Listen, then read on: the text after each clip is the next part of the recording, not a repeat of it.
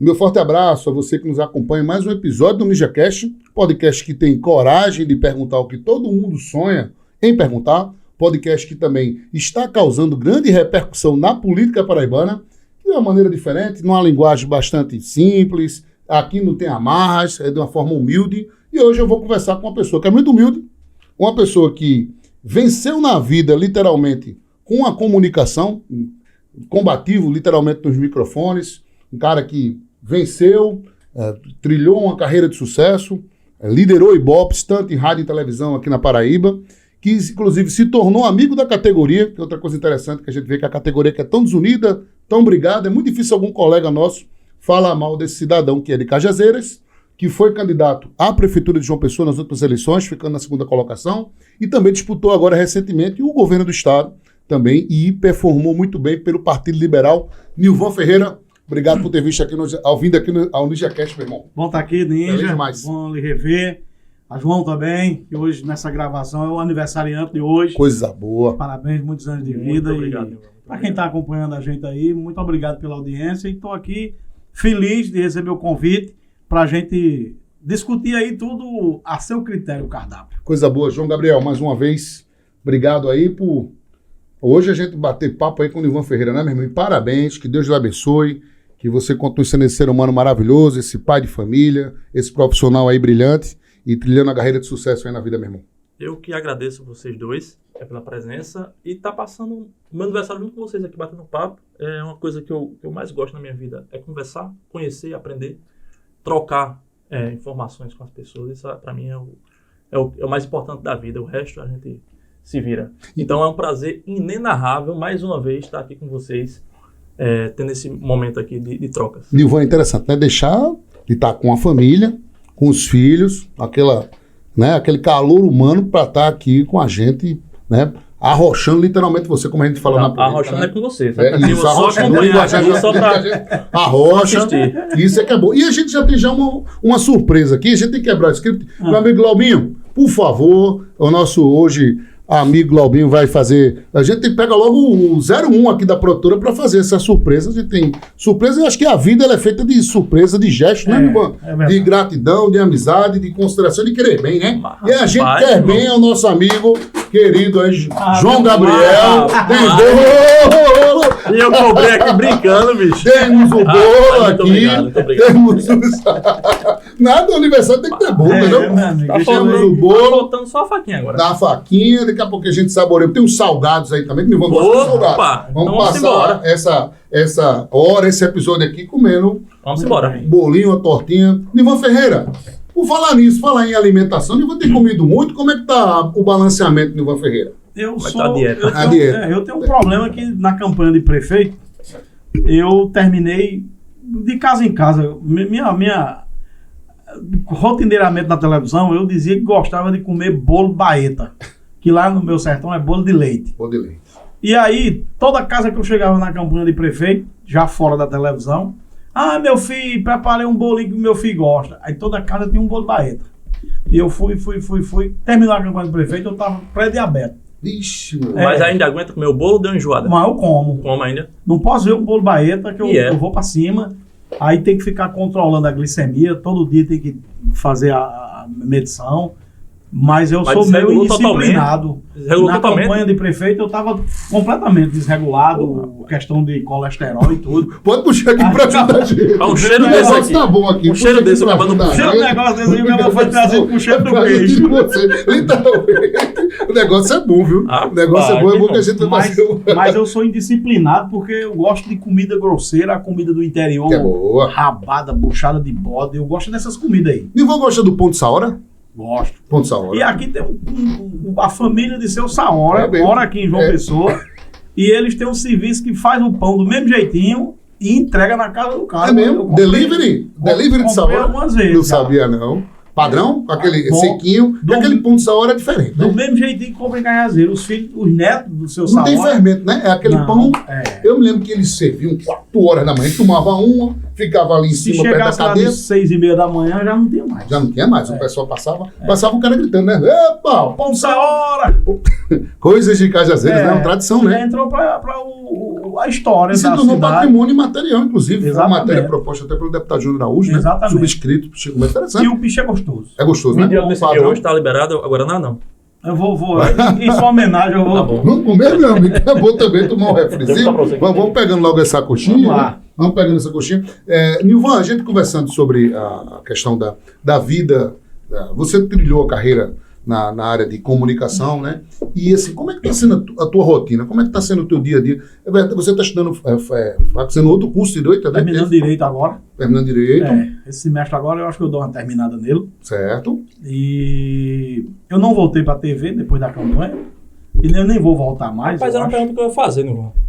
Não volto mais. O seu interesse por TV foi-se embora, política daqui para frente? É porque o estágio que eu cheguei, e muita gente me pergunta isso sempre, João.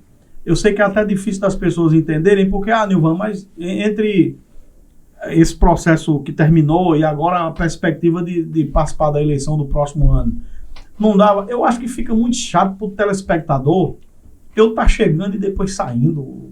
Fica uma coisa meio que sem normalidade, sem frequência. É até um desrespeito com o telespectador, a quebra de uma sequência.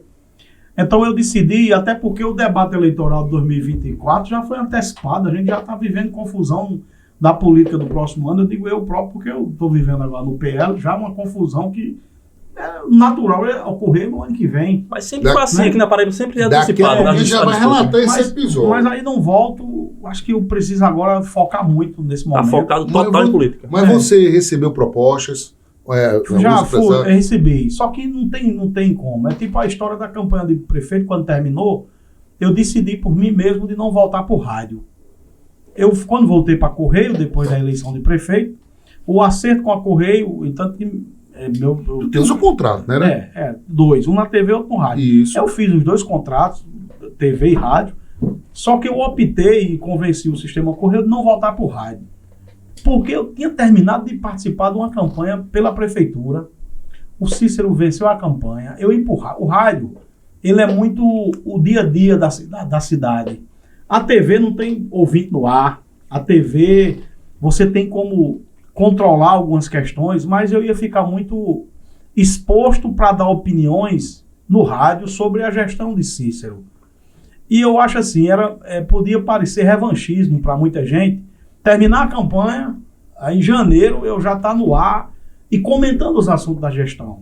Ou seja, eu era naquele momento, pelo menos naquele momento, eu era a pessoa menos indicada para comentar as coisas. E você era o 01 no âncora mesmo do Correio Debate, né? Oportunismo da minha parte.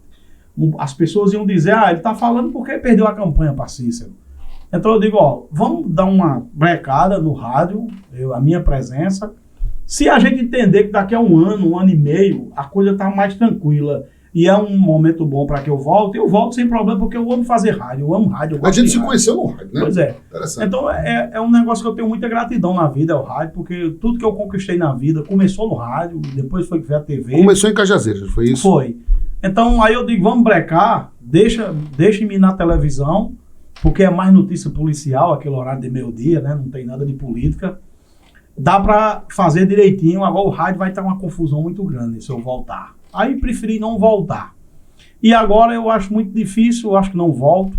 Eu acho que eu cumpri minha tarefa, pelo menos por enquanto, na televisão e no rádio. Eu preciso agora dar uma focada nessas questões que eu estou organizando no grupo agora para a questão da campanha do próximo ano. E aí nós vamos ter a oportunidade de daqui a pouco também entrar nesse tema, se vocês quiserem. Isso, lógico que a gente vai entrar. Aprofundar mais. Com toda certeza. Como é que foi Mas eu tenho muita saudade do rádio. É isso que eu ia falar. E tenho saudade da televisão. Daquele passeio que você dá para rapaz, assistir seu programa, gosto muito dele ver de manhãzinha, do meio-dia, enfim. Eu tenho muita saudade, eu sou nostálgico nesse aspecto, porque de certas coisas da vida da gente, a gente precisa também tirar... eu sei que trabalhar, às vezes, enfada, às vezes deixa você tenso. A rotina, né? Eu acho que trabalho, às vezes, deixa com raiva, porque acontecem certas coisas. No meu trabalho, no seu, e qualquer um tem seus momentos de tensão. Mas no meu trabalho e qualquer outro trabalho, a gente precisa tirar aí algumas frações de alegria. E no meu trabalho, eu só tenho para contar alegria. Eu vim do sertão, eu sou um cara que fui muito batalhador. Quando foi para sair de Cajazeiras para vir para cá, eu corri um sério risco de não vir, porque muita gente dizendo, não vá não, você está muito bem aqui, deixar um passarinho que está preso para pegar um passarinho que está solto voando, você vai voltar arrependido e tal, o povo vai falar, não sei o quê. E eu fui um cara muito determinado sempre na minha vida. Vim embora, de malicuia, como a gente diz, vim só, né? Saiu da Rádio Alto Piranha. Veio eu e Fabiano pedimos demissão. Rapaz, eu queria dar uma paradinha só nesse assunto, porque eu acho que esse assunto, pra mim, é fantástico, que é falar um pouquinho da sua origem e como despertou esse interesse de vir pra cá, porque não vem do nada, né? Não. E isso surge dali da situação, da sua visão do futuro, das suas conversas, do seu conhecimento, da sua experiência. Então, vamos voltar um pouquinho. Quem era Nilvan? Nilvan, para quem não conhece, né? Pode ser que tenha alguém que não conheça, mas de onde você veio, como é que foi sua infância? Antes de chegar nessa parte eu vim de Cajazeiras, eu nasci num bairro, que eu acho que é considerado o bairro mais humilde lá da minha cidade, um bairro chamado Bairro São Francisco, só que muita gente conhecia por Asa Sul, porque era um bairro muito violento lá, o que eu morava, né? O que eu nasci. Bem pesado. Vizinho a Câmara de Holanda, que é onde tem ainda hoje o sistema de caixinha de som nos postos, que era onde meu pai trabalhava, né? Até um tempo desse. E minha paixão pelo rádio foi por conta do meu pai, que é um locutor desde a década de 60. Meu pai começou muito novo, trabalhou em rádio, na difusora Rádio Cajazeiras. Tradição na da década de 70. A grife, né? E eu me apaixonei vendo meu pai trabalhar. Tinha tudo para dar errado minha vida, porque eu fui criado no meio de muita gente que não deu certo. E muita gente dizia, daqui não sai ninguém de futuro. Por quê? Porque era um bairro de gente humilde, era um bairro de gente pobre, um bairro muito violento. Os programas de rádio policiais, a primeira notícia de policial que dava era Asa Sul de novo. Então eu tive que quebrar também esse aspecto. De dizer, não, aqui sai gente do bem, e eu tenho muitos exemplos de gente que saiu de lá e que deu certo na vida, e eu fui logo me apaixonando pelo rádio, foi a minha primeira paixão profissional. Seu pai incentivava? Meu pai no começo, ele me incentivava, porque quando ele começou a me levar lá para a NPR, que é Norte Publicidades Radiofônicas, ele me chamou para poder eu ir aprendendo, porque quando ele precisava não ir, ia resolver outra coisa, eu ia. Naquela época transmitia aquele programa Revista Estadual da Tabajara, no tempo do governo Buriti, década de 80 ali. 80. Não era nem nascido. E meu pai tinha que transmitir esse negócio e era 6 horas da manhã. Aí pai tinha que se acordar de 5 horas, sim, tinha que ir a pé ou de bicicleta, era pertinho da nossa casa, na mesma rua. E chegou um tempo que eu ia aprender e depois eu comecei a ir. E meu pai, Nilvan, amanhã você vai fazer o Revista Estadual que eu não vou. Não. Aí tinha que abrir, né? Senhoras bom dia. Daqui a pouquinho, Revista Estadual, direto da Tabajara. Quantos anos, Ivan? Tem quantos anos nessa aí? Mais ou menos aí. O Buriti assumiu em 89, a campanha foi... 87, o Buriti assumiu. Eu sou de 73, eu tinha 13 anos, 14 anos, eu acho. Por aí. É um meninote. A primeira vez que eu falei no rádio, nesse sistema de som, a cadeira tinha que botar uma almofada bem grandona para poder alcançar, que era alto lá, o birô. Aqui do lado tinha um tape deck, um gravadorzinho, e aqui o outro, que era as propagandas, eram numas fitas cassete. Botava um aqui, quando terminava, botava o outro, e esse aqui eu já virava, porque a outra propaganda era do outro lado. Para operar era bem mais complexo, olhar um botão. O disco era botar lá fisicamente, o bolachão. Né? E tinha que botar mesmo naquela listinha que a música não estava começando ainda.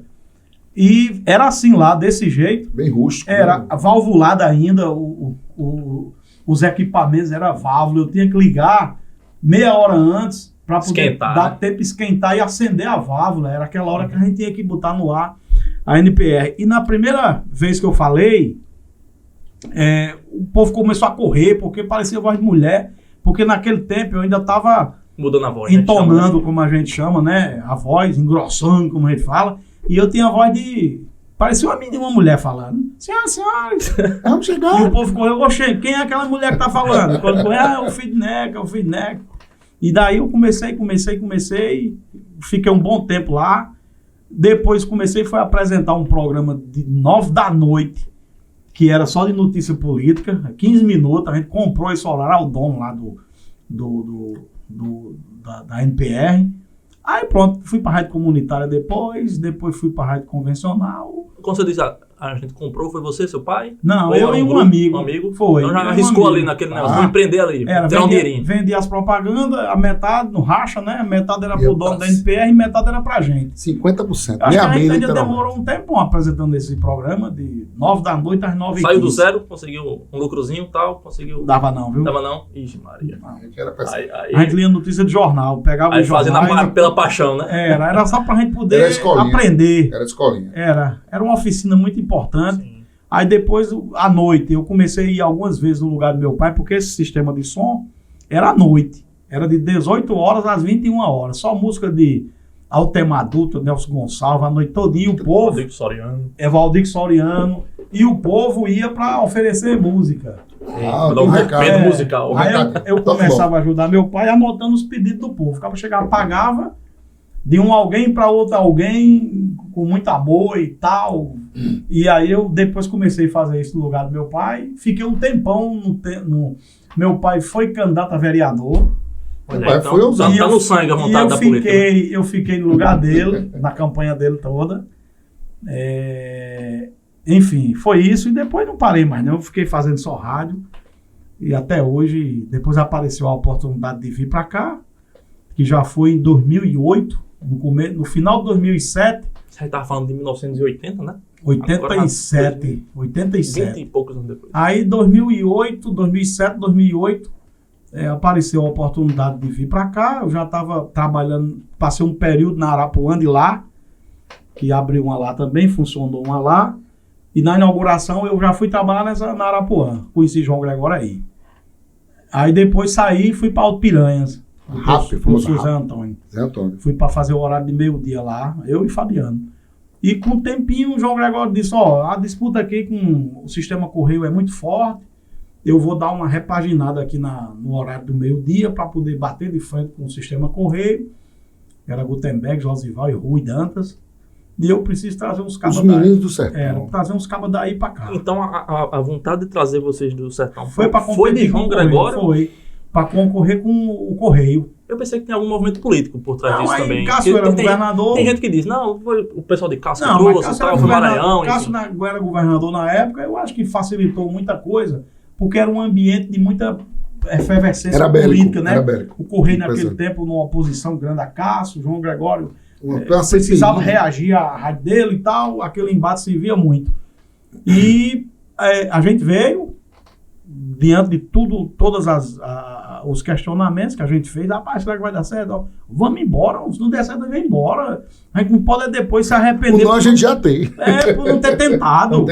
Se der certo, a gente pega a oportunidade e constrói. Se não der certo, a gente vem embora. É tanto que o destino foi tão bom que quando eu fui pedir demissão, aí o professor Zé Antônio disse, não vá não. É dinheiro que vocês estão precisando, aumentar o salário, eu aumento. Vamos resolver a parada aqui agora. Aí eu disse, professor, não é mais dinheiro não.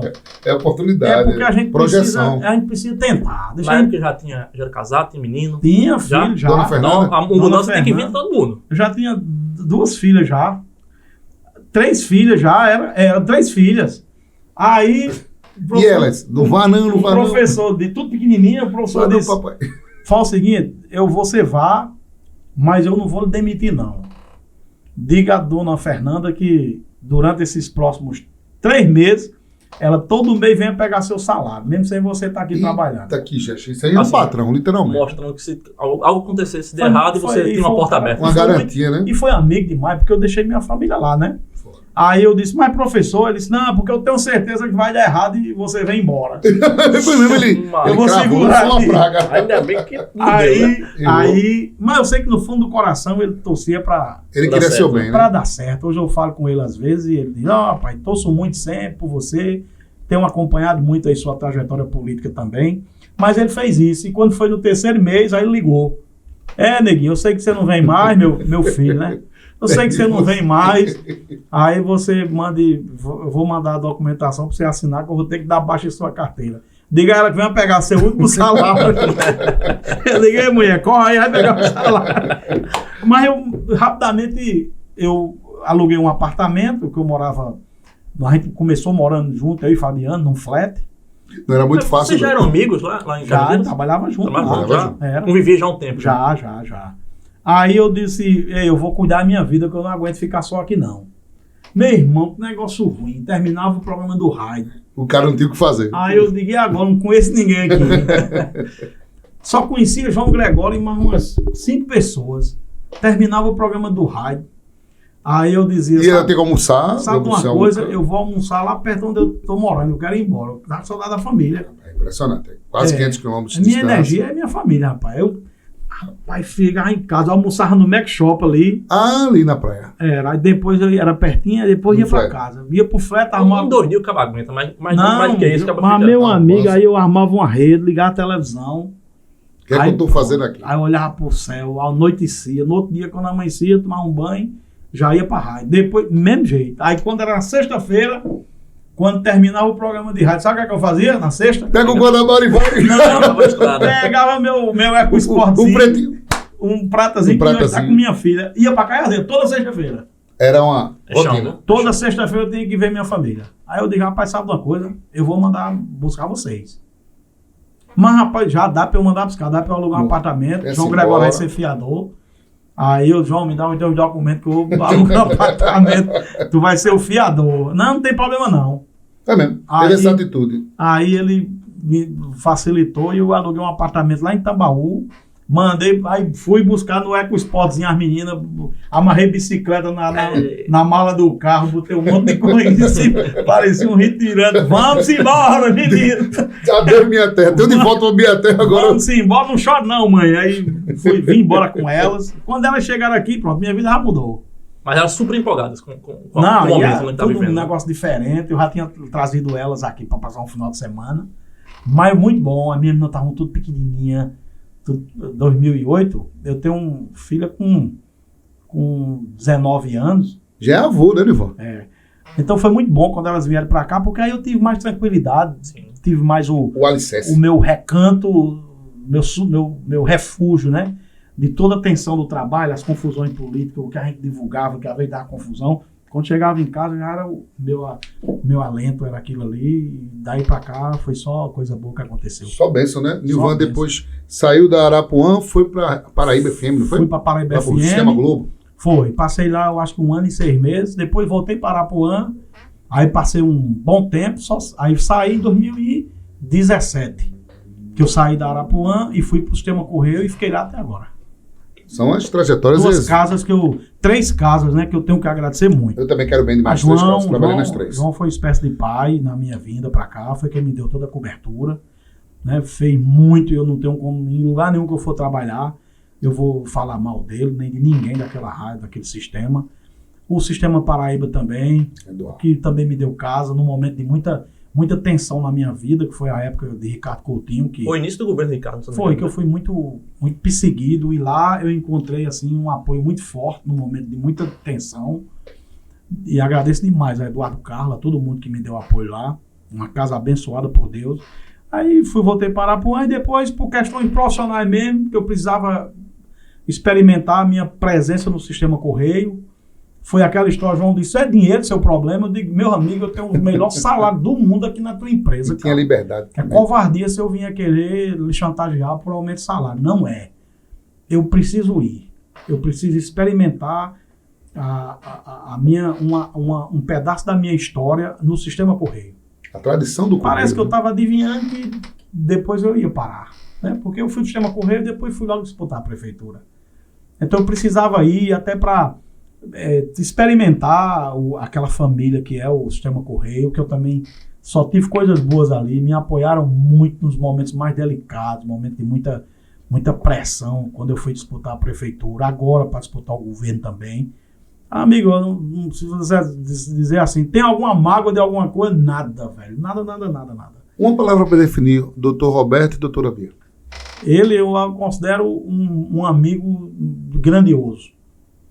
Porque muita gente dizia que era um homem... Antes de eu ir, você vai pra lá, o seu Roberto é antipático, não sei o quê. Rapaz, as pessoas às vezes têm uma impressão equivocada de certas pessoas. As pessoas às vezes carimbam muito. Às vezes as pessoas me carimbam também. Aí quando me conhecem, dizem, rapaz, tu não é o que diziam não. Tu é um cara arretado, viu? Diferente. Tu não é um personagem que é muita gente na televisão é uma coisa e depois que sai do estúdio é outra coisa. Você é a mesma coisa. E Dr. Roberto é um cara amigo demais. Amigo. Não tinha um dia para não ir no estúdio. Ia, um cara de conversar. Quando algo lhe desagradava, ele chegava e pedia. Transparente, né? Transparente. Ela, do mesmo jeito também. Nunca tivemos nenhum tipo de desentendimento. E eles presenciaram 2 momentos muito tensos da minha vida, né? Que foi a disputa pela prefeitura, que véspera de sair do ar era uma pressão, porque ficam os políticos querendo pressionar para eu sair logo do ar. Pedindo a cabeça, literalmente. Não, ele no ar aí, é propaganda para ele e tal. Não, o Nilvan só sai daqui no dia que a legislação obrigar ele a sair. Ô, Nilvan, e eles chegaram a dar algum conselho? Muito, vai, o Dr. Roberto, deu apoio, não deu? O Dr. Roberto dizia, respeitosamente, ele trata de filho. Filho, tá bem, você tá bem? Eu digo, Dr. Roberto, tô bem, tô tranquilo, eu tô muito consciente do que eu tô fazendo. Pronto, se você tá consciente do que tá fazendo, quem sou eu para dizer o contrário? E na primeira vez que você foi disputar, você chegou a dizer que teria uma conversa com ele, né? Para ouvir um conselho dele sobre essa situação. Fui conversar com ele e ele perguntou, você tá consciente do que tá fazendo? Você sabe, é isso que você quer? Eu sabia dos riscos de prejudicar a minha trajetória na televisão e no rádio. Sabia de tudo. Mas é assim, não tem como você se trair quando você está convicto de que, rapaz, a gente não passa aqui nessa vida tão curta para não experimentar as coisas que você tem como desafio. E eu sempre dizia no ar, e eu digo isso para minhas filhas, toda vida que eu tenho oportunidade. Se algo seduz você e que você pode cumprir lá uma etapa da vida de uma forma para ser audacioso, para ser até atrevido, como eu digo, né? Que isso que eu faço na minha vida é atrevimento. Quem é que vai, o cara virar do interior, querer se meter na política de João Pessoa com tanto de tubarão que tem aqui, de gente grande, que tem poderio financeiro, tem histórico político, e eu vou lá, me meto no meio e consigo chegar onde cheguei na política, né? Então eu digo, a vida não vai me cobrar na minha velhice, ou quando eu morrer, minhas lembranças, a minha história. Alguém dizer assim, esse cara podia ter feito isso e se acovardou. Esse cara não fez, teve medo. Não tem isso, meu irmão, se joga. Vá atrás, homem. Eu já tive muitos exemplos na minha vida. E muita gente, até gente perto de mim, dizia, rapaz, vai dar tudo errado e tu vai se prejudicar. Eu digo, eu vou correr o risco. Porque eu sei que o que eu faço hoje pode servir de encorajamento para muita gente que às vezes é fracassado na vida, rapaz. Tem gente que tem medo de desafiar a vida, de às vezes dar um passo com medo de que aquele passo possa lhe prejudicar. Dá errado, né? E às vezes o medo trava as pessoas. E a gente vive numa sociedade hoje, num momento que as pessoas estão muito frágeis. As pessoas estão hoje ansiosas, muita gente com depressão. Os fatos dos últimos anos, desde junto à pandemia e tudo, esses fatos deixaram as pessoas muito frágeis, do ponto de vista emocional, do ponto de vista de se jogar para a vida. Você chega hoje um jovem, você conversa com um jovem, eu tenho filhas, né? Você conversa com a juventude de hoje e você sente a juventude travada. Porque isso aqui ajudou a desencorajar. Porque antigamente você ia experimentar o que tem aqui na prática, né? O mundo virtual ele é muito mais fácil de você chegar. O Instagram leva a lugares que você antes tinha que ir pessoalmente, de carne e osso. Então isso terminou fazendo com que as pessoas não tivessem mais entusiasmo. Rapaz, isso aqui que eu converso com as pessoas, vamos ver se dá certo. Não vamos ver não, vamos lá tentar. E foi isso que eu fiz. Eu me joguei e eu espero que... Saiu da zona de conforto, né, Nilvan? Tudo isso que eu fiz e que vou continuar fazendo da forma que eu gosto de fazer, tomara que sirva para encorajar primeiro os meus, a minha família. Tenha coragem. Eu digo a elas, todas três, tenha coragem. Não se acovarde com a vida não. A vida é tão pequena. A gente tem poucas oportunidades de dar um salto na vida para as coisas. Se você tem mais 20 anos de vida, eu estou com 50 anos. Se eu tenho mais 30 anos de vida, que Deus queira que tenha, quantas coisas eu vou ter a oportunidade de fazer que cada vez que eu deixo de fazer, eu diminuo uma chance de fazer. Que eu tenha 50 chances de beijar alguém, de demonstrar amor a alguém, de demonstrar carinho. Cada vez que eu elimino uma oportunidade, é menos uma oportunidade que eu vou ter de fazer isso, de amar, de querer bem, de curtir as coisas da vida, de tentar ser audacioso quando é. Eu não estou falando só de política, não, em outras coisas também. Tem que ter coragem, velho, porque se não tiver, nós vamos ter uma geração daqui para frente vencida pelo marasmo que certas coisas da vida nos ofertaram. Eu tenho muito medo disso. De chegar à minha idade de estar velho e dizer assim, eu não posso fazer o que eu tinha vontade, podia ter feito quando eu tinha 50 anos e eu não fiz, eu me acovardei. Eu acho que é isso. Essa, na sua opinião, é o sentido da vida? Esse é o sentido da vida. Você se arrepende, Nilvan, de alguma coisa que você fez? Algum passo como esse que você foi adiante? Por exemplo, essa candidatura agora ao governo do Estado? Você não, disse assim? Não, eu todo dia digo que eu acertei. Porque se eu tivesse sido candidato a, por exemplo, eu tinha clareza de que se eu fosse candidato a deputado estadual, eu tinha um mandato garantido. Se eu fosse candidato a deputado federal, muita gente disse que eu podia disputar muito forte uma vaga. E poderia até abrir mais uma vaga, inclusive, ali. Então, mas eu precisava primeiro demonstrar para um cara que eu decidi lhe seguir, minha fidelidade a ele, que foi a Bolsonaro. Eu fui convidado por ele na minha frente, no Palácio do Planalto, para ser candidato. Eu preciso de um palanque na Paraíba, e esse palanque você que pode dar. Eu já tenho informações de que você disputou a prefeitura, um cara que a televisão levou para o estado inteiro, e eu preciso de um palanque lá forte para poder a gente galgar um resultado bom, porque o Nordeste ainda é o meu calo.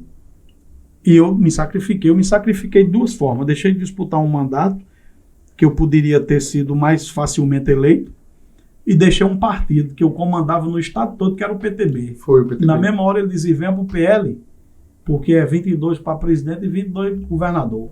E eu entreguei o partido, ninguém faz isso. Foi. Deixar um partido que você comanda no estado inteiro para ser integrante para ir como soldado em outro partido. E eu fiz isso. Eu nunca tive nenhum tipo de assodamento para ter cargo, para ter isso, para ter aquilo. Se eu quisesse ter cargo, me dar bem na política, eu já tinha feito, porque os convites não foram poucos de, mano, se ajeita aqui, vem para cá. Deixa de querer ser um cara independente. Desiste. Teve proposta para você desistir do governo do Estado? Sim, mas não fui. Eu digo, eu vou me manter retilíneo. E disputei o governo. E acho que para mim foi importante. Porque eu perdi uma campanha para a prefeitura de João Pessoa. O resultado da campanha do governador, eu acho que nos deixou mais forte na campanha do ano passado, porque eu enfrentei as duas máquinas que tinha, governo do estado e prefeitura, e João Pessoa eu ganhei a campanha no ano passado. Eu tive 132 mil votos, o governador teve 120, 110 mil, Pedro 106 mil votos. Então, o resultado do ano passado, ele, inclusive, eu acho que ajudou muito a gente ficar mais forte diante da conjuntura que vai se instalar. Então, a disputa pelo governo não tem arrependimento de nada em relação a isso. Eu acho que a gente acertou em tudo. Mas você consegue ver algum aprendizado dessas duas derrotas? Muito. Eu sou um cara, hoje, calejado. Eu já deu para entender como é que o jogo funciona. Parte desse jogo eu não entro. Eu não estou para me prostituir politicamente para poder vencer a eleição. Não faço. Eu acho que tem um limite para você fazer parte de certas coisas. Eu acho que o que mexe com a minha consciência, eu não participo. Eu me nego a participar. Eu acho que não precisa vender alma ao diabo para você chegar lá não. Não precisa. Eu apostei isso. Quase chegava para a prefeitura e não tive que vender alma ao diabo. Né? Eu vi a campanha de prefeito, eu vi coisas absurdas, coisas indecorosas que me convidaram e eu não fui, me chamaram, eu não fui. Propostas aqui, eu nunca disse isso, mas propostas do tipo chegar alguém oferecer dinheiro para a campanha e essa pessoa sabia que eu precisava do dinheiro porque estava andando, inclusive, com um carro com dificuldade de abastecer. E o cara dizia, eu tenho dinheiro, basta você facilitar para, na sua gestão, eu ganhar determinada licitação. Uma troca. E eu me levanto da cadeira, vou embora, não quero saber disso, meu irmão. Porque o cara que faz isso, primeiro, ele está lhe gravando para lhe chantagear pro resto da vida. E segundo, não precisa eu jogar na lata do lixo todo o discurso que eu faço de que a política é do jeito que está, porque tem canalice nela, né? A gente sabe muito bem disso. E os exemplos estão aí para você observar. Grande parte dos políticos não estão na política para fazer o bem comum, para fazer com que a gente construa uma sociedade diferente. Não está lá, não. Está lá para se dar bem, para ajeitar a vida, para ajeitar negócios. Muita gente está aí para fazer negócio, literalmente fazer negócio, ajudar amigos e etc. Estou para isso, não. Primeiro, eu não preciso da política para fazer a feira. Eu não tenho mais vaidade na vida. Tudo que eu precisava na vida eu já construí. Eu estou numa fase muito boa agora. Vou ser avô pela segunda vez agora. Então eu não preciso mais disso. Mas muita gente faz a política para poder fazer isso, para fazer a negociata, para fazer as engrenagens cebosas. Então essas duas eleições, elas me deram assim uma enciclopédia do que você pode, o que é prudente e o que não é prudente para você fazer. Eu já sei de cor isso. Você já diagnosticando essa questão da parte financeira, que é pesado, né? E já pensando na próxima campanha. Como vai enfrentar essa dificuldade? Só achar que vai vir de novo, né? Mas assim, a campanha do ano passado ela já me mostrou, porque para fazer a campanha que a gente faz, não é necessário ter a estrutura que os outros precisam. Por exemplo, eu acho que você precisa fazer política, mas fazer a política que não use a miséria das pessoas para você poder se manter no poder. O que é que os políticos tradicionais eles fazem? O povo tem... E isso tudo é uma estratégia. Deixa o povo lá miserável, passando fome, dependendo do botijão de gás que o político dá, o papel de energia, o papel de água, porque é a forma que eles têm de se manter no poder, né? Na eleição, vai lá, paga um botijão de gás, paga o papel de energia, milheiro de tijolo, milheiro de telha, ajeita lá um dinheiro. Quantas pessoas tem aqui? Tem 5, tá aqui R$1.000, 5 para cada, 200 para cada um, tá garantido 5 votos. Eu tirei 132 mil votos de João Pessoa no ano passado para governador, fui o mais votado, não gastei R$1. R$1. Não tem uma pessoa que diga, você me deu R$1 para eu votar em você. Não. Você teve dificuldade também de material de campanha, né? Ano passado eu tive uma dificuldade de material de campanha. O meu próprio partido me boicotou. Atrasou o fundo eleitoral. Bolsonaro te deu a missão. Foi, e meu partido me boicotou. Não teve material para guerra? Não. Eu passei, eu acho que uns 40 dias de campanha andando sem um santinho na mão. Cadê teu santinho? Eu digo aqui.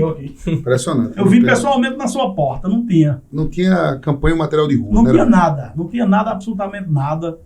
Eu cheguei a um momento da campanha do ano passado que eu chegava nas cidades do interior e tem muita gente eleitor de Bolsonaro no interior, que é aquele eleitor que dá o sangue. E quando eu chegava, eles já sabiam que eu estava sem o óleo diesel para voltar. Então, eu passei por tudo isso. E fazia a cotinha lá, ó, teu óleo diesel dá para volta, já está resolvido, porque a turma aqui se cotizou para tu ter o óleo diesel. E sabe quantas vezes isso desestimulou a gente? Nenhuma. Parecia que aquilo ali dava mais energia para a gente ir atrás de mais votos, ir atrás de mais desafios e enfrentar. Né? Como é que, por exemplo, Campina Grande, que é uma cidade que prestigia muito lá os filhos de Campina. Bairrista. A gente sabe disso. E como é que Campina me adota do jeito que adotou na campanha do ano passado? Eu fui o segundo mais votado em Campina Grande. Eu ganhei de um filho de Campina Grande, que é veneziano. O governador foi, acho que em 4º lugar lá. E eu só perdi para Pedro, porque tinha a prefeitura na mão e tinha a estrutura. Ele tirou 70 mil votos, eu tirei 54 mil votos em Campina Grande. Eu cheguei em cidades como Itabaiana, eu fui o segundo mais votado. Na Grande João Pessoa, a gente venceu João Pessoa, Cabedelo, Bahia, Santa Rita, o segundo mais votado no Conde. Então, isso mostra que essa estrutura que muitos dizem, só faz política quem tem dinheiro, não é verdade, não. E as coisas a cada dia, e eu acho que o Bolsonaro serviu muito para isso, para mostrar que tem uma fatia do eleitor que está cada dia acordando. As pessoas estão mais atentas a isso. A internet ajuda bastante. A internet, isso aqui é um instrumento assim que... É impressionante. Para mim, que não tem uma estrutura que os políticos tradicionais têm, isso aqui significa, eu acho que metade da eleição da gente. Na campanha de prefeito, eu fiz praticamente a campanha de reunião de casa em casa e aqui, conversando com as pessoas, fazendo live, espalhando material para viralizar. Nilvan, dentro dessa experiência toda, assim, qual foi um momento mais emocionante que você poderia dizer nessa última campanha de governador? Com tanta dificuldade, né? Você foi dito como o patinho feio, né? Você foi muito perseguido também, até era o candidato teoricamente diferente, o candidato de Bolsonaro num reduto de Lula. A gente sabe que a Paraíba tem uma tradição, né, João, de votar em Lula. Qual foi o momento assim mais marcante, mais emocionante que você podia relatar para a gente? 2 momentos que me marcaram muito. A nossa última carreata em Campina, que eu acho que Campina nunca viu uma carreata daquele tamanho. Acho que é por isso. Aquela carreata de Campina Grande foi na semana... Foi no sábado, um sábado antes da eleição. Acho que 10 dias antes da eleição. Aquela carreada de Campina Grande, para mim, foi muito, muito marcante, porque o que eu vi nas ruas de Campina, eu digo, nós vamos ter uma votação aqui que nós não imaginamos. Por quê? Eu digo, não é o tamanho da carreata, é o que as pessoas gesticulam nas portas e janelas da rua. Feedback. Meu amigo, gente, sacada de prédio, isso era nos bairros mais centrais. Mas quando você ia para a periferia, a carreata quando passava, o cara que só me via na televisão, ouvia um debate, já vibrava. Em Campina Grande, eu fui olhar mapa eleitoral, eu venci em bairros populares em Campina Grande, eu venci a eleição com primeiro em alguns bairros. A votação extremamente importante. E a outra foi a carreata do sábado, aqui, antes da eleição, aqui em João Pessoa. Foi fenomenal para mim. Cada lugar que eu passava parecia a campanha de prefeito. É por isso que João Pessoa deu um recado muito forte na eleição. Talvez João Pessoa, na campanha do ano passado, votou em mim para governador, mas foi uma forma de dizer assim, nós estamos fazendo agora o que era para ter feito em 2020, que a gente elegeu Cícero e deixou você de lado. E agora a gente está vendo que você era o cara para ser o prefeito. E é por isso que a cidade despejou com as 2 mãos e a votação foi espetacular. E aquela carreata do sábado, que terminou lá em Termares, a gente andou durante umas 5 horas, João Pessoa, de carro e de moto, e foi um negócio assim maravilhoso. Então isso marcou muito assim, a campanha. Eu digo, valeu o esforço todo que a gente fez. Foi um combustível, literalmente. Valeu a pena, porque isso aqui foi o coroamento, ou a coroação de todo o esforço que a gente fez, apesar das dificuldades. Agora, vamos falar agora um pouco sobre o plano nacional, né? Vamos falar um pouco sobre Jair Bolsonaro. Queria que você analisasse esse cenário. Fazer uma perguntinha só para o plano do nacional, Bolsonaro, e voltando para fazer um link com esse assunto que ele estava falando, ele recebeu a missão, foi para cima e tal.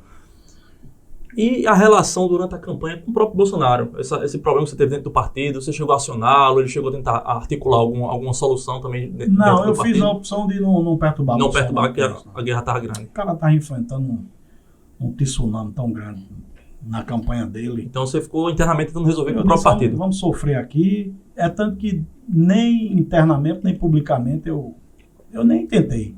Rapaz, cadê o fundo eleitoral? Não chegou não. Tá bom. Nilvan, e agora? Vamos embora, foi campanha, meu amigo. Vamos esperar fundo eleitoral, foi campanha. Aqui 2 pernas, a boca desse tamanho para falar. O que eu aprendi na vida foi falar e conversar. Vamos usar o que a gente tem. Vamos usar as armas que a gente tem. Um dia chega. E foi andar, amigo. Tem boquinha não. Acorda cedo e dormir tarde. Teve o tempo de eu sair de casa na segunda-feira e voltar na sexta-feira. Então, na primeira campanha que não tinha tanta estrutura, você conseguiu superar, tentou, aprendeu. Na segunda, tinha uma promessa de uma boa estrutura, que o PL tinha muito dinheiro para o lado do fundo, mas não chegou. Não. Então foi outra campanha também de vacas magras. Mas em 2020, do prefeito, eu acho que a dificuldade financeira teve, mas não foi tanto, não. Essa do governador foi maior. Não, a logística é mais pesada. A de 2020 eu tive um cara muito correto perto de mim, que foi o senador Zé Maranhão, que tudo que garantiu para a campanha, ele fez de tudo para ter. Tudo que prometido foi cumprido. E era o da linha de frente, em todo canto que eu estava. Você quer que eu vá? Né? Em certo momento eu poupá-lo com medo da pandemia. Não, Zé, não vá não, porque eu vou para um lugar onde é muita gente. O senhor já é um cidadão idoso. E a gente vê que você se emociona quando fala Se eu pegar um Covid desse aí, eu tenho probabilidade de sobreviver. o senhor já está um idoso, é mais provável ter problema, então fica aí. Eu acho que teve tempo de Zé achar que eu não queria que ele andasse comigo. Por conta da tua preocupação. Sim, parece que você não quer andar comigo. Eu escutei ele dizer duas vezes. Parece que você não quer andar comigo. Ele tinha essa personalidade. Né? Porque as pessoas tinham um negócio de dizer, Nilvan não gosta de político tradicional, né? Aí Zé, o povo dizia que era um político tradicional. E ele era o presidente do partido. Né? Aí eu acho que ele às vezes pensava o seguinte, você não quer andar comigo. Mas não era. Eu tinha o maior prazer de andar com ele. É um medo. Eu ia para um evento que tinha 3 mil pessoas. Meu irmão levar Zé para um negócio daquele. Não, mas... No meio da pandemia, né? 2020 foi aquele ano... Ali foi um negócio tumultuado, homem. Demais, era um tumulto. Era. E onde eu tava, o pessoal tirava minha máscara. Eu andava sem máscara. O povo não deixava andar de máscara. Você parecia até que era orgulhoso se andasse de máscara em determinados locais. E o coitado de Zé, às vezes, estava andando comigo, a máscara já estava aqui em cima, já estava aqui embaixo. Zé, bota a máscara, Zé. Bota a máscara, senador. Bota a máscara. Uns 80 anos já, né? Era. Então, eu ficava muito preocupado. Mas ele cumpriu, assim, de uma forma... Sua relação com o Zé era muito boa, né? Muito, muito. Era relação... Acho que antes desse fato já de você ser candidato, você já, como jornalista sempre já era, foi... mas era muito distante ainda. Ainda distante? Mas na campanha, a gente ficou muito amigo. E Zé era um homem... Olha, o cara dizia assim, tem político honesto? Tem. Ele era um. Eu fui candidato a prefeito com perspectiva de ganhar a campanha. Quando eu fui pro segundo turno, no outro dia ele já vem aqui para casa para nós se organizar logo. Era um político e ali era uma raposa política, né? Ele conhece os bastidores ali. Você vai ganhar a campanha. Ele, sabendo que eu tinha muita chance, sabe quantas vezes Zé veio falar comigo para me pedir, se você for eleito, eu quero tanta secretaria para ajeitar algumas pessoas? Nenhuma. Zé nunca tocou esse assunto comigo. Nunca. Agora ele dizia uma coisa, eu vou lhe dar o mapa de como é que você tem que fazer para ser como eu fui a vida todinha. Não tem um processo por corrupção, Ivan. Não tinha uma mácula, não. Fui governador 3 vezes, fui senador, deputado estadual, federal. Né? Nunca fui nem processado por improbidade administrativa. Eu vou lhe dizer como é que você tem que fazer e com quem é que você vai andar para não cair na armadilha que os cabas caíram já. Ele só me dizia isso. E ele sabia que tudo o que ele dissesse eu faria. Faria porque lealdade é algo assim que você recebe e é uma via de mão dupla. E naquela campanha ele foi corajoso e dá legenda para você. Foi leal. Porque não faltou... Ele foi o seu coordenador da campanha? Ele não era coordenador, não. Ele era o patrono geral de tudo. E eu devia tudo a ele. Se não fosse Zé, nada daquilo tinha acontecido. E o cara tem que ser justo. E Zé foi um cara que participou ativamente, brigou para o partido mandar fundo eleitoral. Eu tive uma boa agência de publicidade na campanha, porque foi Zé que arrumou o dinheiro para pagar. Do meu bolso eu não tinha como tirar meu patrimônio para bancar a campanha. E nem faço. Porque o cara que bota o que é dele numa campanha, quando ele ganha, ele tem que tirar o que é dele. Ele vai tirar o que é dele. É a lógica. A matemática é essa. Você botou quanto no seu bolso na campanha? Eu botei 3 milhões. Ah, você deu, é? O cara que botou, velho, vai tirar depois de algum jeito. E o único jeito que tem de tirar é com corrupção. É propina. É esquema. Então, a campanha de 2020, ela não teve tanta dificuldade, não. Teve dificuldade, mas foi uma campanha que a gente tinha um básico. Porque você bate no sistema, né? Sistema pesado, né? Um básico para trabalhar. Agora, do ano passado, ela foi sofrida. Foi uma campanha mais problemática. Mas foi boa. Tá bom, a gente tem que tirar o que é de bom e... O senhor não quis perturbar o Bolsonaro durante a campanha, mas depois. Não quis, depois. Teve um papo aí, agora, ultimamente, esses últimos meses, aí eu tive que abrir o jogo com o Bolsonaro. Eu, Cabo Gilberto, Valber Virgulino, a gente expôs uma série de questões que precisava o Bolsonaro saber. De que não fizeram o que prometeram na campanha dele. Ora, como é que o Wellington Roberto chegou lá na minha frente? Eu era testemunha. E Bolsonaro aí, o Wellington Roberto aqui, eu aqui. Eu tenho 70 prefeitos, ele dizendo. E esses 70 prefeitos vão apoiar você e Nilvan e Bruno Roberto, o senador. Aí Bolsonaro, tudo em ordem, vai dar certinho. Tu sabe quantos prefeitos de Wellington Roberto declaram apoio a Bolsonaro e a mim? Não. Nenhum. Nenhum? Nenhum vereador. Ele cobrou a fatura, ele não pagou, não. Só declarar apoio a ele e a Bruno. Era o 22 lá e o 22 para senador, 222 para senador. Para governador não tinha. Os prefeitos do Wellington Roberto votaram em Lula, e votaram em João, votaram em Veneziano e votaram em Pedro. Mas todo mundo do partido faltou essa estrutura ou ele beneficiou alguém lá dentro do partido? Ninguém, não. Beneficiou ele e os filhos dele. Meus candidatos a deputado morreram a mim, na campanha. Não receberam nada, quase nada. Teve candidato a deputado que recebeu R$5.000. Teve uma candidata a deputado estadual que tinha um carro locado pela coligação para andar o sertão. Uma ligação de noite. Pode vir devolver o carro. Deixou a menina na pé, candidata. Mas tu foi avisado, Nilvan, sobre esse comportamento de Wellington? Cuidado com o Wellington. O Wellington é centralizador antes, não? Não? Foi, mas a gente foi avisado, mas a gente tinha um compromisso com o Bolsonaro de fazer uma campanha que fosse organizada, cara. Pra mim, o que vale é a palavra. Deu a palavra, cumpra, nem que você se tore. Né? Aí agora a gente fez ver a Bolsonaro que não apoiaram você. Eu tava aqui, cara, como é que eu tô aqui num comício aqui numa rua, com 200 pessoas aqui, que a gente sabe que no interior, grande parte é PT, era Lula, mas a gente tava lá para furar o bloqueio.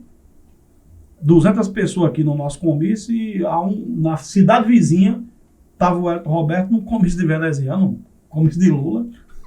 É uma piada, né? Hein? Chega a ser uma coisa surreal. A vida vai mostrando quem são as pessoas, as máscaras vão caindo. Nenhum problema. Passou a campanha, pronto, agora o Bolsonaro sabe. Foi que houve. Ele conseguiu eleger alguém? Quem? O Wellington? Ele conseguiu. Garantiu dele. Ele se elegeu e o filho dele deputado estadual. Agora levou fumo para federal. Né? Para senador, né? O menino. O Bruno perdeu para senador. Acho que aí fica. A vida é assim, mostra. Né? Mostra o comportamento de cada um. Eu sei que eu fui um cara correto, fui leal e vou até o fim. O que eu penso em relação aos assuntos que eu defendo, não tem negócio de. É o momento que vai fazer mudar, dançar conforme a música. Não, eu acho que tem que ter um discurso, tem que ter uma postura, porque as pessoas esperam de você, acima de tudo, uma postura retilínea das coisas da vida. Aí eu sou um cara meio curioso. Fica à vontade, eu não sou jornalista, mas eu sou meio curioso. Já quer ficar à vontade. E como é que foi a recepção dessa informação do Bolsonaro? Ele depois de tudo, não pode mexer muita coisa, mas como foi que ele deu de feedback? Tem a missão agora de ouvir, até para ele formatar uma concepção sobre o quadro em cada estado. Acho que ele ouviu, sabe o que a gente pensa, sabe o que o Wellington Roberto também deve ter dito a versão dele. E assim, doutor, a vida, ela vai dando a sequência dos fatos. Né? Agora, recente, foi o que aconteceu. Bolsonaro disse, eu sou contra a reforma tributária por isso. Vai prejudicar o setor de civis, vai aumentar impostos, vai acabar o pacto federativo, vai prejudicar, ninguém sabe as alíquotas, como é que vai ser, se você vai pagar mais imposto do que eu já paga e tal, esse discurso de simplificar é pura falácia. Foi o que o Wellington Roberto fez. Lula chega, 9 milhões de emenda e tu vai votar a favor do governo. E eu continuo do mesmo jeito. Eu defendo o que eu sempre defendi. Então você vai votar em quem para presidente de 2026? Se ele for candidato, eu voto em Bolsonaro. Ele segue ainda nessa perspectiva de seguir um rumo político, o presidente? Esses não, ruídos aí de notícia não, de cassação, de Bolsonaro sendo elegível, isso atrapalha alguma coisa? Não, acho que não mexeu ele um milímetro. Esse é o sentimento que ele... Bolsonaro inelegível e hoje estava em São Paulo filiando vereador em São Paulo, uma multidão para recebê-lo. Olha como não mudou. A arma que Bolsonaro tem é o apelo popular que ele tem. Se ele tem a estrutura funcionando para tentar sufocá-lo, a arma mais forte para ele combater isso é ele vir para o meio do povo. Ir lá para o povo ver, para os segmentos ver que ele é o cara hoje que tem respaldo das pessoas. Nilvan, de 0 a 10, qual a nota do governo Lula? Esses primeiros 7 meses. O governo é ruim, cara. Você não tem avanço. Qual é o avanço que tem o governo Lula? Não, recriou o programa. Eu recrio programas sociais. Bolsa Família, quem botou para R$600 foi Bolsonaro. A maior propaganda do governo é a Bolsa Família. Bolsa Família, Bolsonaro pegou, era R$90. Veio a pandemia, Bolsonaro aumenta para R$600. Se fosse a mulher, mãe de família, que não tivesse marido, era dobrado, era 1.200. O Bolsa Família, quando Bolsonaro pegou, se você arrumasse um emprego, carteira assinada, perdia. Bolsonaro disse, não, arruma um emprego, durante 2 anos você continua recebendo do mesmo jeitinho, sem problema. Nós tivemos avanços importantes na economia, nós tivemos baixa do desemprego, a economia crescendo, PIB crescendo. Nós tivemos uma série de questões que favoreceu o Brasil na questão da economia. Estava à nossa porta. Pergunta qualquer empresário, comerciante. Rapaz, como era antes com o Bolsonaro e o que é que tu tá vendo agora? Tá uma onda de pessimismo no setor econômico, em quem gera emprego, que é o setor produtivo, gigante. Nós temos um governo que voltou agora a incentivar invasão de terra, um governo que voltou a incentivar coisas que não contribuem com a vida das pessoas, as incógnitas, as interrogações na questão da economia, essa reforma tributária, vai ter problema. Isso vai trazer um problema sério. Você tem hoje um escritório de advocacia, você está preocupado, você é um profissional liberal, preocupado, você vai sair de uma taxação de imposto que pode sair de 15% a 18% para pagar 28%. Com esse esquema que estão fazendo do IVA aí, né? Imposto sobre Valor Agregado, que vai substituir o ICMS e o ISS. Vai pagar mais. Isso vai aniquilar qualquer perspectiva da economia desse país. Então, não tem passo certo nesses 6 meses. A gente viu o governo errou. Essa propaganda que eles estão fazendo, tal, vai andar no comércio aqui de João Pessoa, para tu conversar com o comerciante, dizer como é que tá aí. Essa parada olha a minha gaveta ali, quando foi que eu apurei. E quem tem um dinheirinho está se segurando por conta das indecisões. O cara não sabe como é que esse país vai estar. A quantidade de empresários que tem investimento programado para os próximos 5 anos, investir X, estão recuando. Não vou investir não, cara, que eu não tenho perspectiva do que é que vai acontecer daqui para frente. Esse negócio aí está uma jeriqueta meio descontrolada, que a gente não sabe a médio e a longo prazo o que é que vai acontecer. Então eu fico muito preocupado. Por quê? Porque você votou em Bolsonaro, está desejando que o governo dê errado. Não, porque se o país der errado, eu vou me torar também no meio, você, todos nós. O que é que eu digo? Eu torço para dar certo. Né? Torço para dar certo, porque eu tenho agora o segundo netinho que vai nascer. Como é que ele vai pegar esse país de que jeito daqui para frente, amigo? Então eu queria que o PT estivesse acertando. Agora, pelo que a gente está acompanhando, não tem acerto. A pergunta que eu ia fazer, você não consegue ver nenhum ponto positivo? Não. Procurar qual o ponto positivo que a gente podia citar aqui, importante para a vida do país.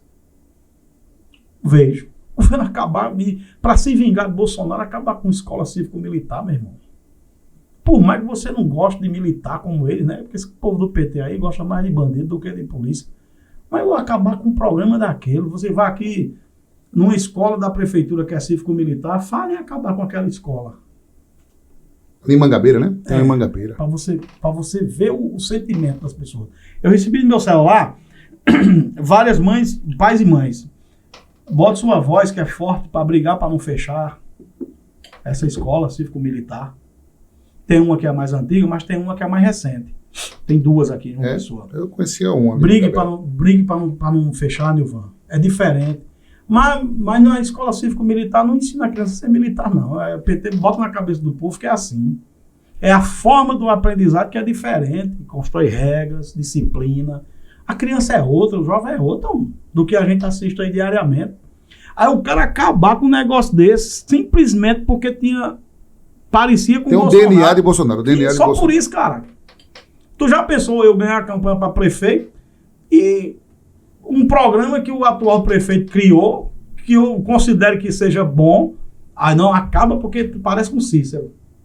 Tu já pensou que... Remédio em casa. Que pensamento pequeno. Se vamos lá, um remédio em casa. Entrega lá um remédio para pressão e para diabetes em casa. Tem aí tantas pessoas que recebem, né? Aí eu digo, não, esse programa aí foi Cícero lançou, acaba. Meu irmão, eu não estou pensando... Eu acho que um dos problemas do Brasil é esse, a falta de continuidade. Pensar no longo prazo. A gente não pensa no longo prazo. É por isso que as políticas públicas, elas não tem que ser política de gestão.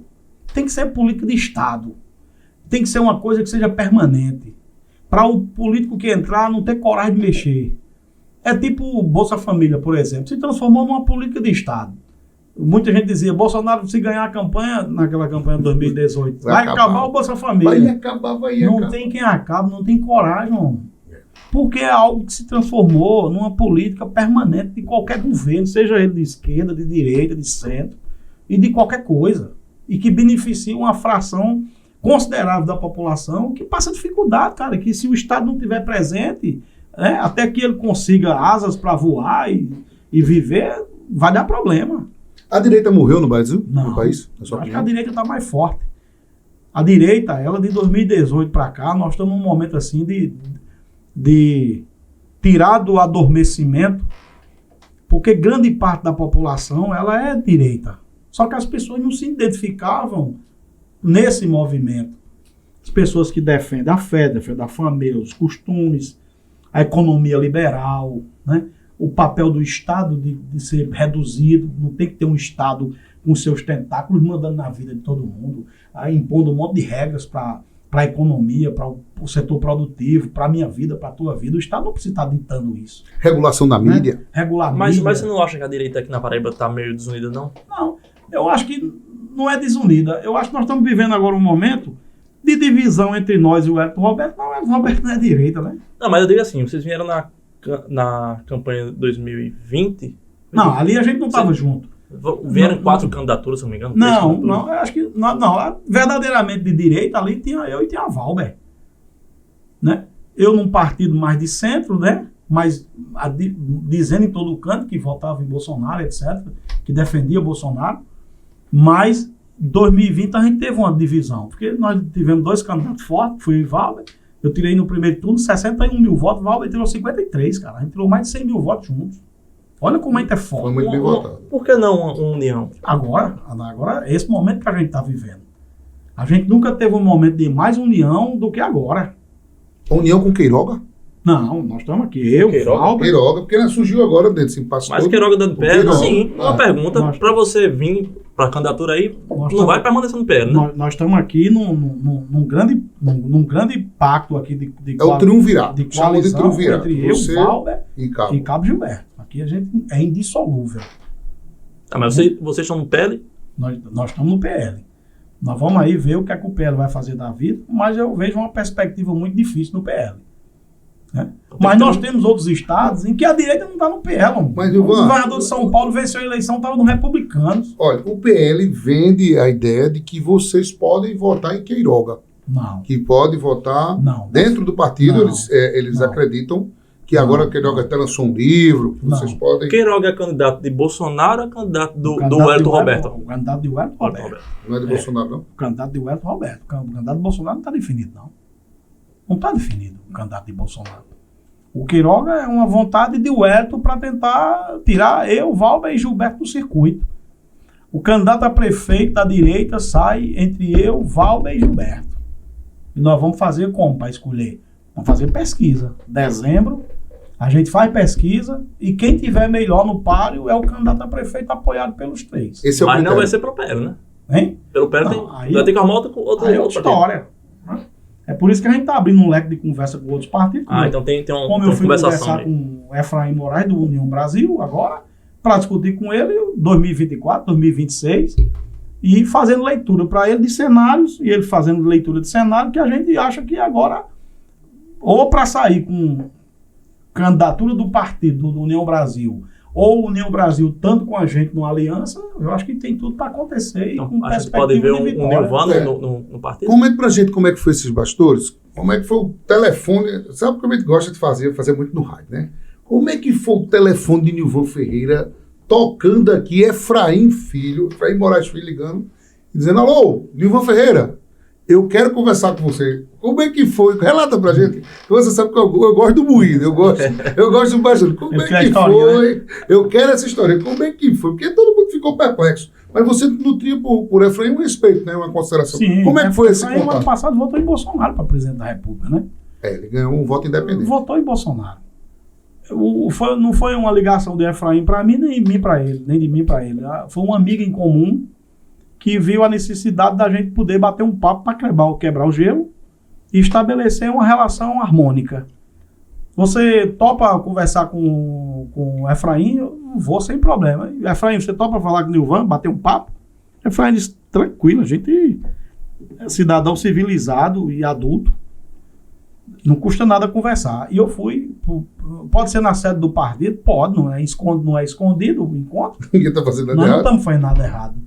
Porque tem uns políticos que vão conversar para o povo não saber, vão para Recife, vão para Natal. Eu digo, não, eu vou para a sede do partido dele. E fui num dia que, inclusive, estava tendo reunião dos deputados. Estava cheio de gente. Quando eu cheguei, eu digo, pronto, é um comício. Eu entrei. Daqui a pouco eu já peço foto da turma aqui. Já tento convencer. Tá vendo aí, sentei, tomei café enquanto ele atendia lá um prefeito. E depois fui conversar com o Efraim tranquilo. Efraim pai e Efraim filho? Tava os dois. Efraim pai e o filho. Eu digo, ó, então, aqui... A gente sabe que João Pessoa é uma cidade estratégica e ele sabe disso. Nós fizemos avaliações importantes. E União Brasil, acho que tem tudo para ser uma grande força em João Pessoa e na região. Já tem uma certa força, mas precisa de ter um grupo organizado aqui de uma forma pujante, e ele sabe disso. O União Brasil é um partido estratégico, é um dos grandes partidos a nível nacional. Tem musculatura grande. Tem musculatura grande, tem tempo de TV, tem estrutura para campanha. Eu repito, Efraim votou em Bolsonaro na campanha do ano passado. Agora teve apesar do União Brasil estar no governo, né? Tem uma parte que está no governo, mas o partido tem dito a nível nacional que é um partido independente. O próprio Efraim tem assumido essa postura lá, né? Agora tem os desdobramentos. Mas que para nós não é problema, sabe por quê? Porque por ser governo ou não ser governo, eu estou num partido que o Hélio Roberto está votando com o Lula. Não faz diferença, não. É verdade. As conversas lá em Brasília às vezes são diferentes das que rolam aqui, né? Os desdobramentos. Como é que o senhor viu a postura de Vitor Hugo, chateado, até ameaçando deixar a legenda por conta desse namoro seu com a Efraim? Acho que cada um dá o que tem. A postura também do senador... Aí é o partido que tem que chamar, resolver, aí é uma tarefa de Efraim Filho. Eu acho que uma campanha municipal ela é diferente de uma campanha estadual, Ninja, porque a campanha municipal é levada em conta cada cidade, as peculiaridades. Eles dizem que esse movimento de Efraim aqui é para barganhar lá em Cabedelo, para tentar... Não sei, não acho não. Não? Acho que... Como é que está a união hoje no aspecto municipal? Lá na Câmara, como é que está Não, o partido tem vereador não. Tem vereador não? Tem não. Tá livre. Mas tem algum secretário? Como é que tá? Não está na gestão. Não está, oposição. Porque Efraim entendido que está à vontade aqui, porque nenhum dos candidatos a prefeito votou nele. Eu não votei nele para senador, Rui não votou nele para senador, o prefeito não votou nele para senador, e quem mais? Pronto, né? E o Luciano Cartaz não votou nele para senador. Então ele disse, Ninguém votou nele também. Eu estou à vontade, porque nenhum dos candidatos não tem compromisso com ninguém. Não votaram comigo, eu estou tranquilo para escolher onde é que eu vou votar. Acho que é uma postura, inclusive, muito correta dele. Como é que o senhor viu também a postura do prefeito Cícero Lucena, que disse que cada um marca com as suas consequências, num tom, inclusive, de ameaça? Ameaça, está com medo de perder a campanha. Ele vai perder a campanha para prefeito. Prefeito extremamente rejeitado, todo mundo sabe disso, basta andar. Eu ando muito de João Pessoa, eu falo com muita gente de João Pessoa, e o que eu vejo de gente é um sentimento assim de muita rejeição. Como é que pode? O cara está quase 4 anos de governo, não tem uma sala de aula construída por ele, licitada, iniciada e concluída. Não tem um posto de saúde, não tem uma sala de vacina feita por esse homem, quase 4 anos. O que a gente vê é parte dos PSF fechado, sem médico, uma outra parte interditada pelo CRM por falta de condições de trabalho, e até o Conselho de Enfermagem interditando uma parte também, porque não tem condições. As condições são insalubres para os enfermeiros trabalharem. Então é um negócio assim, chega numa UPA do Retorno Manaíra, aqui, do lado aqui onde a gente está no programa, se precisar tomar um antibiótico, tem que comprar na farmácia de frente, cara, porque não tem. Nós temos um orçamento da saúde para 2023, é 1 bilhão e 50 milhões, João. 1 bilhão e 50 milhões. Aí com que cara um prefeito vem admitir que está faltando o básico na saúde? Com desse tanto dinheiro, está indo para onde? Ó? Aí o cara pega, é prefeito, olha o que está errado, é prefeito, bota a cunhada para ser a secretária de educação, aí já manda no segundo maior orçamento, que é a América. A filha é quem manda na saúde, 1 bilhão e 50 milhões. Aí está errado, é uma gestão de família. Ele pegou o orçamento da prefeitura e botou dentro da casa dele. Ele acorda de manhã, chama a filha para despachar, a mulher quem manda na prefeitura toda. Aí você não tem obra, não tem serviço, tem uma cidade esburacada, a saúde é um caos, que a gente vai ter que mudar isso, a saúde tem que ser outra, tem que ter um gestor de saúde interessante, secretário de saúde, que tem uma saúde planejada, resolver a questão do PSF. Eu não admito que o cara seja prefeito de João Pessoa e falte médico e dentista nos postos de saúde, meu irmão. Não admito um posto de saúde numa casinha acabando de cair os pedaços. Onde é esse posto de saúde? Tem vários. Você tem no bairro das Indústrias, tem PSF, que é numa casinha que mal dá pro central. Me diga uma coisa, de 2020 para cá, analisando o cenário, você disputou também uma candidatura à prefeitura, né? 2020 eu fui candidato a prefeito. E 20 em 18, né? Não, 18 não. 20 prefeito, 22 governador. Não. Qual foi a última disputa que o senhor fez de prefeitura? 2020. Foi com o Cícero. Pronto. De lá para cá, teve alguma evolução? O cenário é o mesmo? Teve alguma mudança de prioridade que você vê para a cidade? Não, a cidade é saúde. A número 1 é saúde. Da onde você chegar, não avança. Foi ruim com o Cartacho, com esse Itaí é do mesmo jeito. Ele conseguiu ser mais ruim do que Cartacho, esse prefeito Itaí. Tá acabando, homem. Se você tirar assim um dia, Nilvan, eu tô sem nada para fazer agora à tarde, então aí 2 horas, vamos no meu carro, eu e tu, pra gente dar um giro. Você vai sair boquiaberto, vai dizer, rapaz, tudo que você tá falando é certo, viu, cara? E não é falta de dinheiro, meu irmão. Tem dinheiro para ter saúde para as pessoas, cara. Você chega no Trauminha, é um escândalo aquilo ali. Você chega no Santa Isabel, é outro escândalo. E aonde é que tá indo o dinheiro da saúde? Não, tá faltando, cara. O cara mandou R$1 milhão para a escola de samba, Gaviões da... Como é? Dragões da Real. Dragões da Real pro Carnaval de São Paulo, pô. O cara queria gastar agora 400 milhões para aterrar a praia, dizendo que era para resolver a questão da areia, da faixa de areia. Por falar em praia, a sua leitura em relação a essa possibilidade de mudança no horário de funcionamento lá para acabar com o nosso turismo. João Pessoa vai ser uma cidade para dormir? Qual turista vem para uma cidade que 11 horas da noite tem que ir para casa? Vai na orla de Maceió, vai na orla de Fortaleza, vai na orla de outras capitais do Nordeste, para tu ver, do Nordeste parece que só tem a nossa e outra que vai fechar de 11 horas da noite, a outra tudo é aberta. Qual é o turista que vem gastar dinheiro aqui sabendo que 11 da noite ele tem que ir para casa porque na orla não vai ter mais nada? Me diga. E você faz tudo isso sem discutir com a sociedade.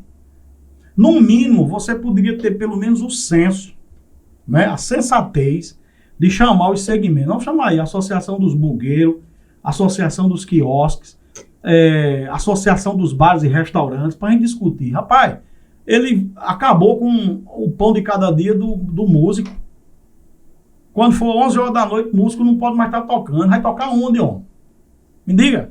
Depois de sair de uma pandemia, os músicos prejudicados estão querendo mexer com artista de rua.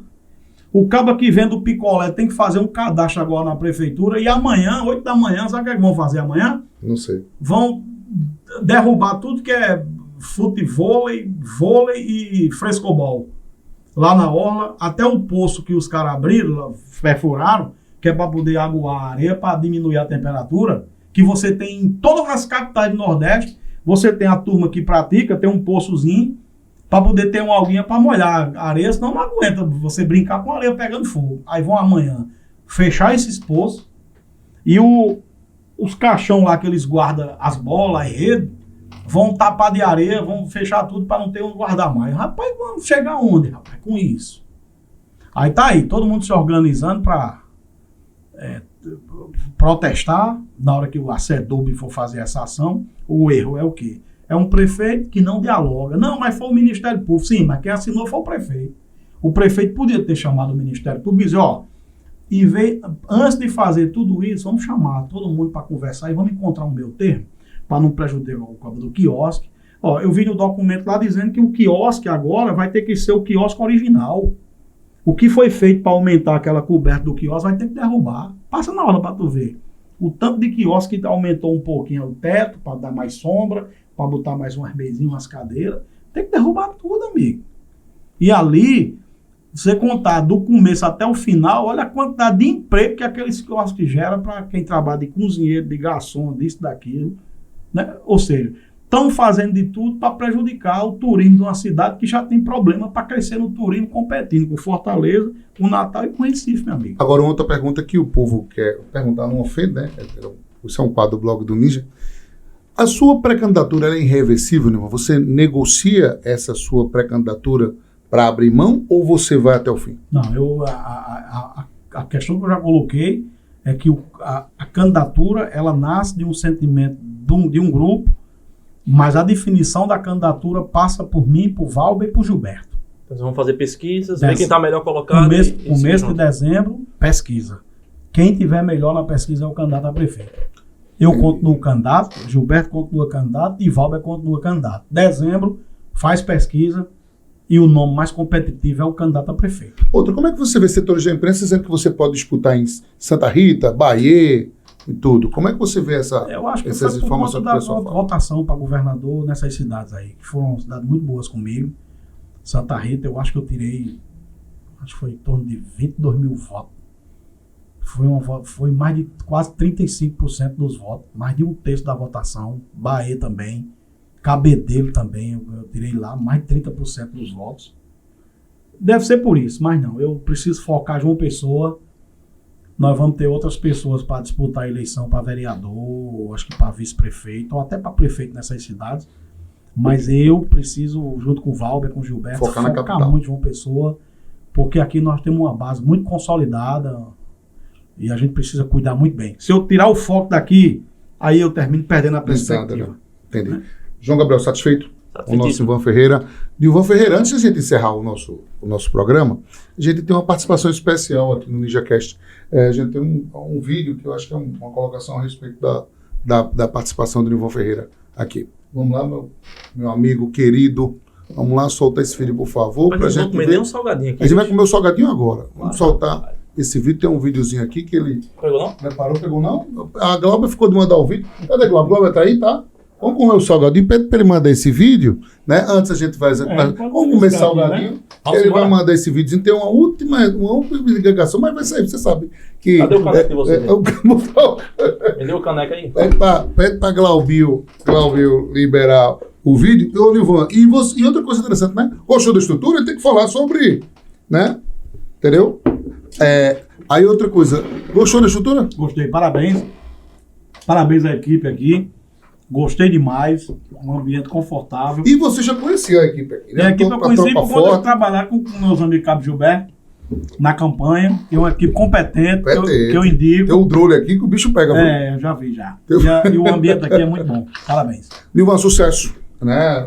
Eu acho que é muita saúde, né? É muito bom a gente reencontrar um amigo, um cara que... Eu fico muito lisonjeado que quando a gente se encontrou, a gente estava numa guerra das emissoras, né? E tinha proposta de outra emissora, Arapuã, queria me levar, eu estava na casa, na Correio, e o Nilvan disse, bicho, não tenho nada contra você não, meu irmão, fica por aqui, vamos começar o trabalho e a gente... me matar do coração. Pô, ele quer matar, eu já ia morrer do coração em 2013, mas aí, me matava do coração do programa, né? Era aquelas pegadinhas entre os bastidores dizendo, você é o único cardinho que eu conheço que é estressado. Porque eu não parava não, eu sou elétrico. Mas isso é estresse mesmo ou aquela pílulazinha azul? A pílula azul não, eu não preciso ainda não.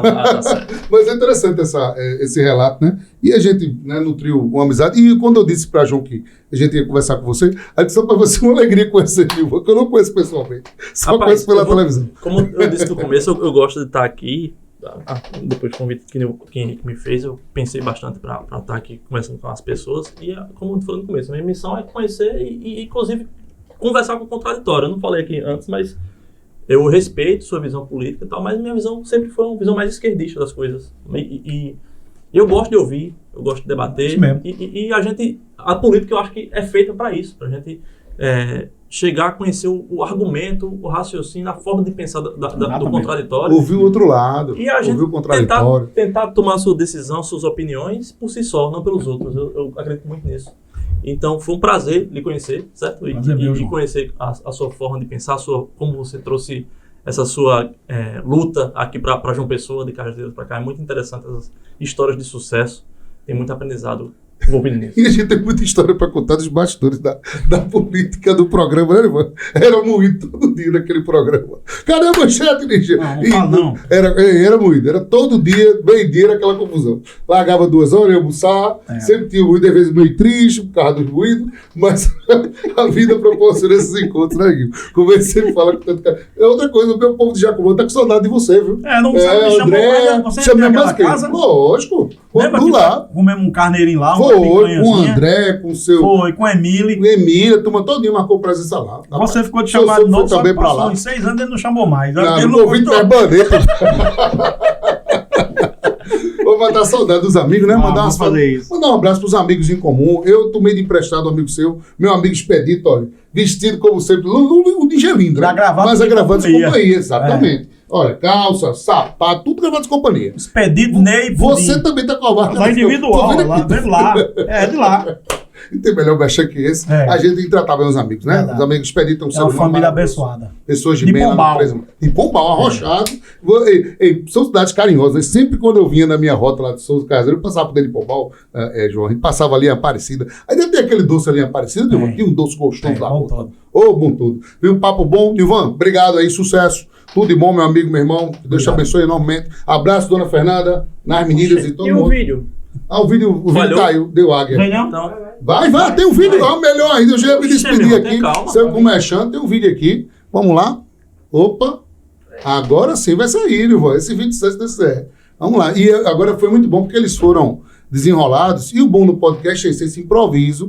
Entendeu? Assim, improviso, espontâneo. E eu vou ver esse vídeo hoje, eu tenho certeza. Agora, o que é interessante, não foi erro deles, não. Foi uma pegadinha, né? No finalzinho ali apareceu esse vídeo maravilhoso, olha. E o que é bom, Nilvan?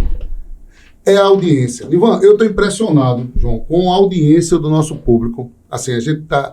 Bruno Pereira teve depoimentos da família dele, da irmã, de tudo aquele... Viralizou. Estava comentando no grupo da mídia. Manda um abraço para a Matéia, para todo mundo. E agora eu acho que vai ser o vídeo agora. Agora vai tá quentinho, tá? Olha, agora vai. Vamos escutar agora. Eita, rapaz, tem um vídeo aí. Opa, agora. Vamos lá. Opa, aumentou? Rapaz, é pra mim. Só pra dizer o quanto você é importante pra gente, o quanto a rapaz, gente pra chorar, sempre, todos os dias, tudo de melhor na sua vida. E dizer também que eu fico muito feliz de ver que a cada dia mais você tá sendo reconhecido, que você é foda. Te amo. Vixe, palavrão não dá. Não, essa é emoção, é esposa. Muito bem. Ô, rapaz, aí tu me quebra, bicho. Pode não, vamos só soltar de novo. Pode pegar o começo. Pode pegar o amor. O amor é que é a coisa mais importante. Por isso que eu me esforcei tanto pra esse vídeo entrar. Esse videozinho é só pra dizer o quanto você é importante pra gente, o quanto a gente deseja sempre, todos os dias, tudo de melhor na sua vida. E dizer também que eu fico muito feliz de ver que a cada dia mais você tá sendo reconhecido, que você é foda. Te amo. Coisa boa. Não, você é foda. Você é foda mesmo, mano. Aí é foda. Aí é foda mesmo, literalmente. É bom demais. Eu fico muito feliz com a família, né? É isso mesmo. A gente vê o amor e tudo, que é a coisa mais importante. Assim, fui pego de surpresa, que era um vídeo pra Nilvan. Então, fui pego de surpresa mesmo. Aqui é você, rapaz. Fico muito feliz de ouvir essas palavras, né? Inclusive um palavrão, mas é emoção. É o amor da minha vida, a minha família, e é isso. E a gente leva pra vida, né, Nilvan? É isso mesmo. É bonito o amor. O nome do amor, né, Nilvan? Obrigado por tudo, meu irmão. Agradecer a você. Bom lhe ver bem. Que você tenha muito sucesso aí na vida, nos projetos. Parabéns por estar dando certo aqui. Um projeto com a sua cara, com a sua disposição. Com o João aqui sendo um parceiro importante. Me ajudando muito, grande amigo. E é bom a gente na vida construir amizades que também são amizades para projetos, para desafios. E isso é muito bom. A gente não vai para lugar nenhum só. Exatamente. Tem muita gente ajudando. É verdade. E compartilhando de momentos que são decisivos para a vida da gente. Obrigado pessoal do estúdio aqui. Para quem acompanhou, um grande abraço. Deus abençoe as famílias. E muito obrigado por tudo. E amanhã tem corte. Nessa quarta-feira, os cortes, os moídos, né? E as repercussões. No meu Instagram. O bicho vai pegar amanhã. Obrigado, Obrigado, meu irmão. Parabéns mais uma vez. Eu tô aqui meio desnorteado aqui. Aproveite seu dia, meu irmão. Obrigadão. Um abração, sucesso, galera. Encontro marcado na próxima semana com mais um NinjaCast. E fiquem todos com Deus. Obrigado, meu Deus. Obrigado, amigos. Beijo, amor. Tchau. Tchau.